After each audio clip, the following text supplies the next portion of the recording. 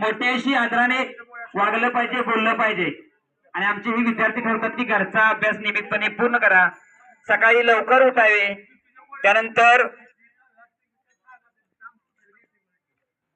त्याचबरोबर दररोज वेळेवर शाळेला जावे. कोणालाही वाईट वागणूक देऊ नका, वाईट बोलू नका, शिव्या देऊ नका, वाईट बोलू नका.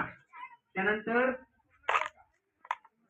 आपल्याला आपला भारत देश हे साक्षर बनवायचा आहे आणि या साक्षर भारतामध्ये प्रत्येक व्यक्ती हा शिकणं गरजेचं आहे.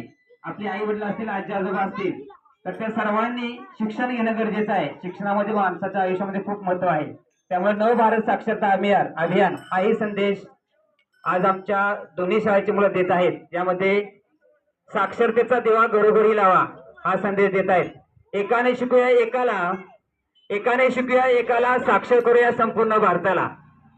होईल साक्षर जनसारा, होईल साक्षर जनसारा, हाच आमचा पहिला नारा, हाच आमचा पहिला नारा. म्हणजे दोन गोष्टी आज आम्ही सांगतोय की आमची वारी ही चांगल्या सवयीची आहे. आमच्या लहान मुलांकडून सुद्धा मोठ्या माणसांनी शिकावं किंवा जसे लहान मुलं असतात आपण संस्कार करतो त्याप्रमाणे मोठ्या माणसाने ही चांगल्या सवयी लावून घेतल्या पाहिजे. आपला गाव कसा सुजलाम सुफलाम होईल, आपला गाव कसा आदर्श होईल यासाठी सर्वांनी प्रयत्न करणं गरजेचं आहे, त्या वागणं गरजेचं आहे.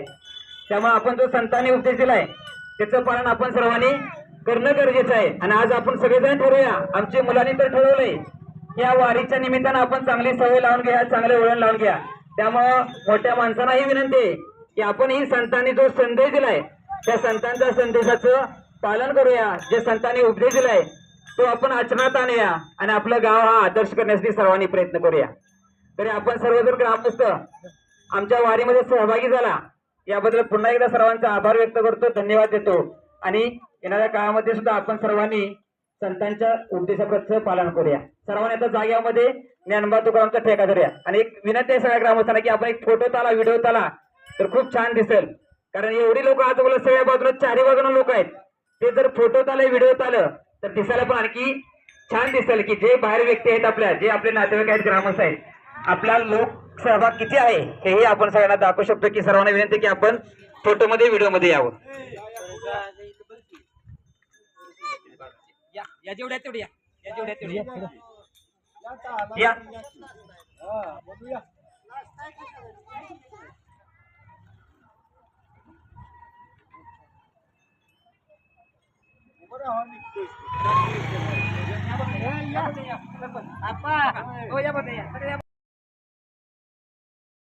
तुकाराम सगळ्यांना आवाज घुमला पाहिजे. जे घरात बसले त्यांच्यापर्यंत आवाज केला पाहिजे. चला, ज्ञानोबा तुकाराम, ज्ञानोबा तुकाराम, ज्ञानोबा तुकाराम, ज्ञानोबा तुकाराम, ज्ञानोबा तुकाराम, ज्ञानोबा तुकाराम, ज्ञानोबा तुकाराम. पुन्हा एकदा सगळ्या ग्रामस्थांचं आणि विठ्ठल भक्तांचं सर्व विद्यार्थ्यांनी कार्यावर आभार व्यक्त करूया, धन्यवाद देऊ. आपल्या दिल्लीचे दृश्य सर्वांनी पाहिलं त्याबद्दल पुन्हा एकदा सर्वांचे आभार व्यक्त करतो. आणि त्यांनीही पुढच्या मार्गाचं ते विठ्ठल रुक्मिणी मंदिर आणि ग्रामपंचायत कार्यामार्गेत आहे. चला साहित्य सगळ्यांनी घ्या. चला साऊंड घ्या, दोन्ही पण थांबा जरा, थांबा. साऊंड घ्या, मोठी मुलं हायस्कूलची मुलं दोन्ही पण साऊंड घ्या. चला या. माझा माझा माझा माझा विठ्ठल माझा, मी विठ्ठलाचा म्हणा. विठ्ठल माझा माझा माझा माझा माझा, विठ्ठल माझा, मी विठ्ठलाचा.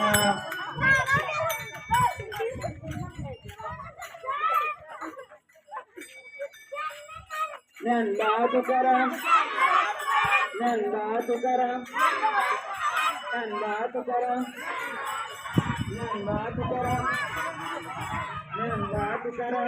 त्याबद्दल